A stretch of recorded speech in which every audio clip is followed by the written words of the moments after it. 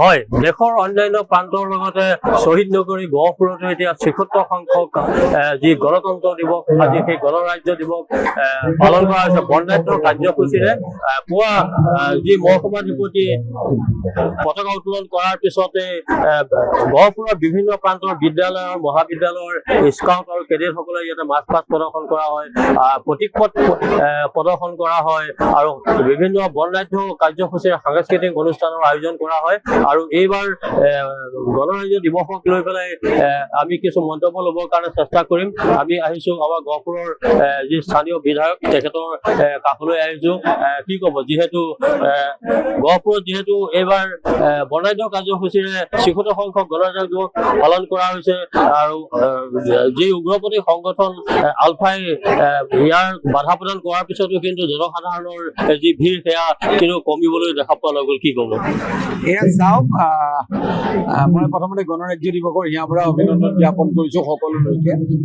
আৰু লগতে অসমৰ যি উন্নয়ন হৈছে আৰু এই উন্নয়নৰ লগত অসম চৰকাৰ আৰু কেন্দ্ৰীয় চৰকাৰৰ উন্নয়নৰ লগত আমি যিহেতু ভাৰতবৰ্ষ গণতান্ত্ৰিক এখন সৰ্ববৃহৎ ৰাষ্ট্ৰ আৰু এই ৰাষ্ট্ৰখনত আমি গণৰাজ্য দিৱস পালন কৰিবৰ কাৰণে আমাৰ সকলোৰে ইচ্ছুক। আৰু এটা সময় আছিল সন্ত্ৰাসবাদ আছিল, সেই সময়ত গণতন্ত্ৰ দিৱসত কোনোৱে ভাগ লোৱা নাছিল, স্বাধীনতা দিৱসত ভাগ লোৱা নাছিল। কিন্তু এতিয়া আমাৰ গণতন্ত্ৰ দিৱসত ভাগ ল'বৰ কাৰণে ৰাইজ আগবাঢ়ি আহে। এই কাৰণে আহে যে বৰ্তমানৰ যিখন চৰকাৰ, এই চৰকাৰখনৰ ডেভেলপমেণ্ট স্কিম আৰু চৰকাৰখনৰ লগত যিহেতু চৰকাৰীভাৱে গণতন্ত্ৰ দিৱসটো আজি পালন কৰা হৈছে, ৰাইজে সহযোগিতা কৰিছে। ৰাইজ আচলতে সন্তুষ্ট আৰু সেইকাৰণে ৰাইজ আজি হিলদোল ভাঙি ওলাই আহিছে যে বিভিন্ন সংগঠনৰ যদি কিবা বন্ধও দিছে এই বন্ধক আওকাণ কৰি অসমৰ ৰাইজক এতিয়া উন্নয়ন লাগে, অসমৰ ৰাইজক ডেভেলপমেণ্ট লাগে। আৰু ডেভেলপমেণ্টৰ ভিত্তিতে আজি সংবিধান প্ৰণেতা ডক্টৰ আম্বেদকাৰ ডাঙৰীয়াক মই গভীৰ অভিনন্দন জ্ঞাপন কৰিছোঁ, তেখেতৰ আত্মাৰ পুণ্যাত্মাৰ কামনা কৰিছোঁ।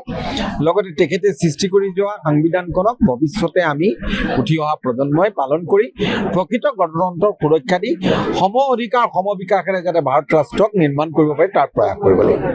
হয়, আমি এটা কথা ক'ব লাগিব যে মুক্তি বাহিনীয়ে যি আচলতে বাধা প্ৰদান কৰিছিলে গণতন্ত্ৰ দিৱসত সহযোগ নকৰিবৰ বাবে, কিন্তু সেই বাধা কিন্তু ৰাইজ কিন্তু থমকি ৰোৱা দেখা নগ'ল। আৰু গহপুৰ মহকুমাধিপতি কাৰ্যালয়ৰ যি আমাৰ ইয়াত খেলপথাৰ আছিল আৰু সেই খেলপথাৰত বৰ্ণাঢ্য কাৰ্যসূচী অনুষ্ঠিত হ'ল এইবাৰ শ্বহীদ নগৰী গহপুৰৰ ৭৬ সংখ্যক গণৰাজ্য দিৱস। যিকোনো খবৰৰ বাবে যোগাযোগ কৰক 7099017330 লগতে 7099017110 নম্বৰত।